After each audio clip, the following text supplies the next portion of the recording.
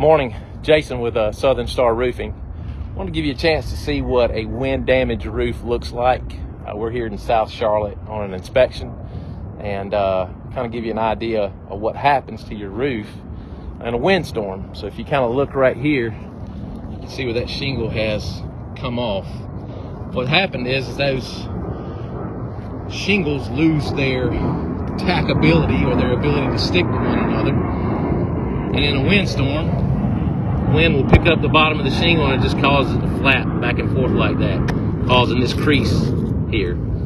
So eventually what happens after it's done that several times, it'll eventually break, and that's what you get. So a wind damaged roof will definitely cause leaks over time. So just want to let you see that.